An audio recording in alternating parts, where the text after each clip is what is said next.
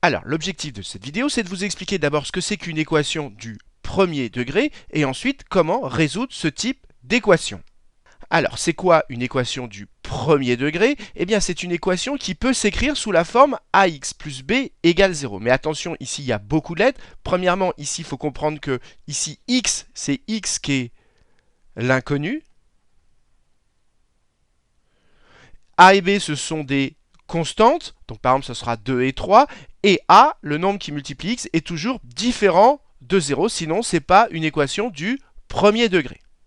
Alors, prenons tout de suite un exemple pour rendre les choses bien concrètes. Prenons par exemple l'équation 4x moins 20 égale 0. C'est exactement une équation du premier degré. Elle s'écrit bien sous la forme ax. Ici, a, c'est 4 et b, c'est moins 20. Parce qu'en fait, je pourrais l'écrire 4x plus moins 20 égale 0. Donc, que vous ayez plus 20 ou moins 20, ça reste toujours une équation du premier degré. Donc, c'est exactement de la forme ax plus b, sauf que b, ici, c'est moins 20 et que a, c'est 4. Et a est bien différent de 0. Alors, la première chose que vous devez avoir bien en tête, c'est que quand vous avez une équation, vous devez penser à une balance équilibrée. Ce que vous avez à gauche, ici, ce qu'on appelle le membre de gauche, correspond au plateau de gauche de ma balance. Donc ici, c'est comme si j'avais 4x moins 20. La balance est équilibrée, eh bien, j'ai le même poids à gauche et à droite, je dois avoir 0. Et donc voilà, donc dès que vous avez une équation, c'est important de penser à une balance parce que ça vous permettra de bien comprendre la méthode pour résoudre des équations. Et j'insiste, comme on a un égal ici, ça veut dire quoi par rapport à ma balance? Eh bien qu'on a le même poids des deux côtés. C'est pour ça que j'ai dit que cette balance, elle est équilibrée. Ça vient du fait qu'ici, on a un égal. Alors justement, si vous avez une balance et que vous voulez qu'elle reste équilibrée, d'après vous, qu'est-ce qu'on a le droit de faire? Eh bien tout simplement la même opération des deux côtés. Tant qu'on fait la même opération des deux côtés, eh bien ça reste équilibré. Donc ici, notre but, c'est de trouver notre inconnu, et donc notre but, ça va être d'isoler x. Eh bien déjà, qu'est-ce qu'on va faire? On va se débarrasser du moins 20. Eh bien, qu'est-ce qu'on va faire pour se débarrasser du moins 20? On va faire l'opération inverse de moins 20, c'est-à-dire plus 20 des deux côtés. C'est comme si on rajoutait plus 20 à gauche et plus 20 à droite. Alors allons-y, si on rajoute plus 20 à gauche, moins 20 plus 20, ça va faire 0, donc il va me rester que 4x. Et à droite, si je rajoute plus 20, 0 plus 20, ça nous fait exactement 20. Et maintenant, il va falloir isoler x, je le répète. Donc ici, quand on écrit 4x, il y a un multiplié qui est sous-entendu. Eh bien, qu'est-ce qu'on va faire? On veut se débarrasser du x4.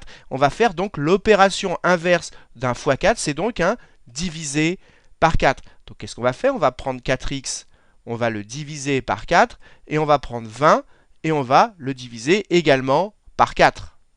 Alors ensuite, on arrange 4x divisé par 4, on peut simplifier les 4, et donc ça nous fait x, et 20 divisé par 4, ça fait tout simplement 5. Donc qu'est-ce qu'on a démontré? On a démontré que cette équation, elle a exactement une solution qui est 5.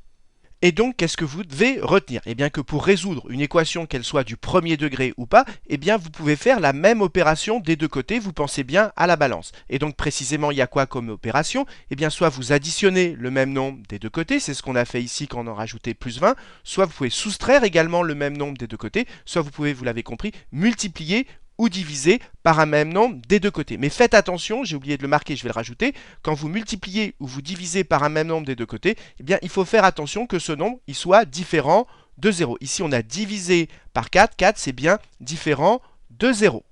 Donc je l'ai rajouté ici, quand vous multipliez ou que vous divisez, vous devez vérifier systématiquement que le nombre par lequel vous divisez, il est non nul. Donc c'est le cas ici avec 4, on a divisé par 4, 4 c'est bien non nul, donc on avait le droit. Donc faites bien attention, je répète, parce que ça aboutit souvent quand on oublie à des erreurs de calcul. Quand on multiplie ou qu'on divise des deux côtés par un même nombre, bien vérifier que ce nombre est non nul.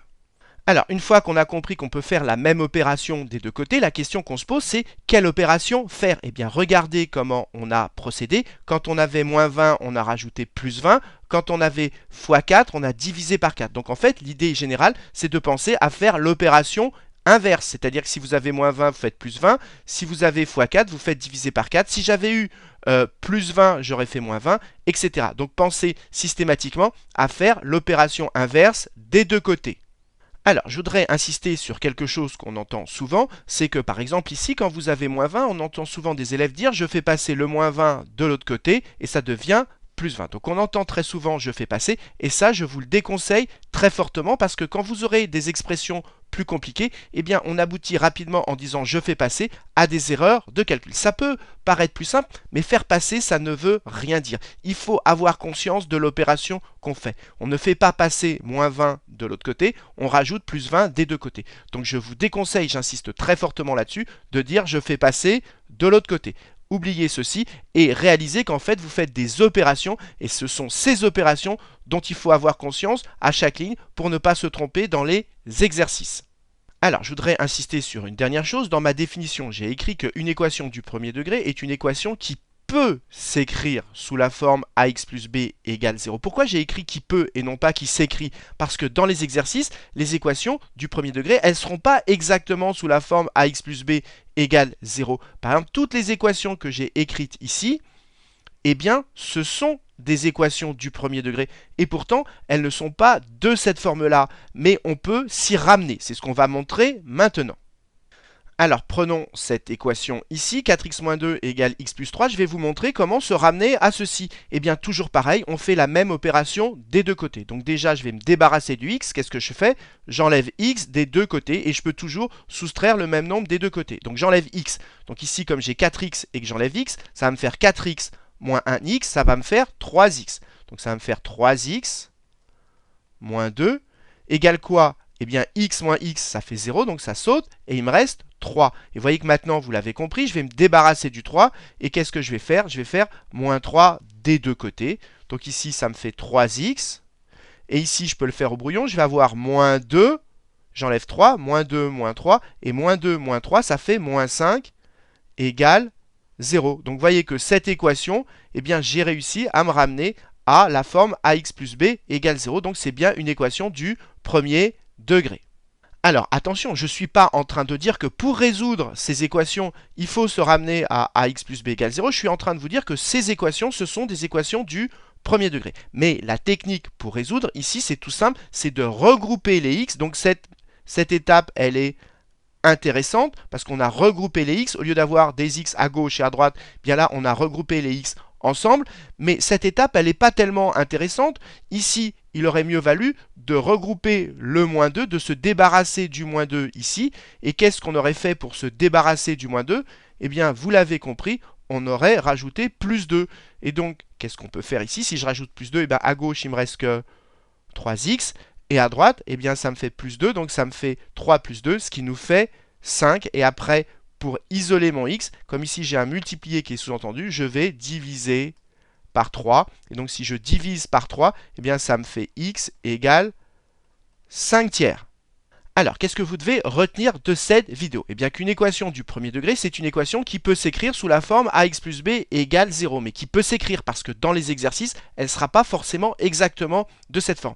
Mais ce que vous devez avoir en tête, c'est que pour résoudre, il va falloir isoler le x. C'est ça qui est important. On va essayer d'isoler x. Et pour cela, eh bien, on fait la même opération des deux côtés. Donc, par exemple, ici, comme il y a un fois 4, on fait l'opération inverse, on divise par 4. Ici, on regroupe les x. Et ici, on fait l'opération inverse d'un divisé par 2. On fait un multiplié par 2. Voilà ce que vous devez retenir de cette vidéo. Et surtout, évitez de dire que vous faites passer quelque chose de l'autre côté. Parce que ça ne permet pas de bien comprendre et ça aboutit à des erreurs de calcul.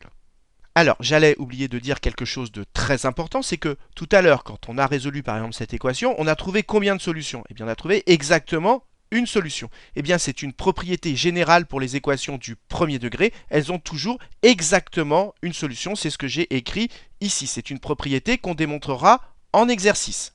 Alors, je voudrais rajouter encore une dernière chose. Quand vous résolvez cette équation et que vous arrivez à x égale 5, il ne faut pas s'arrêter là. Il manque une phrase de conclusion. Qu'est-ce que vous avez démontré? Vous avez démontré que cette équation, elle admet exactement une solution qui est 5. La solution, c'est 5. Parce que x égale 5, c'est encore une équation. Et donc, il manque une phrase de conclusion. La solution de cette équation est 5. Donc, voilà ce qu'il faut penser à rajouter à la fin de son calcul. Et maintenant, pour vérifier que vous avez bien compris tout ce qu'on a dit dans cette vidéo, je vous propose ce petit exercice. Donc cherchez bien cet exercice et vous aurez la réponse dans la prochaine vidéo dont le lien va apparaître ici en haut à droite. Et comme d'habitude, si vous avez apprécié cette vidéo, n'hésitez pas à la partager et à la liker.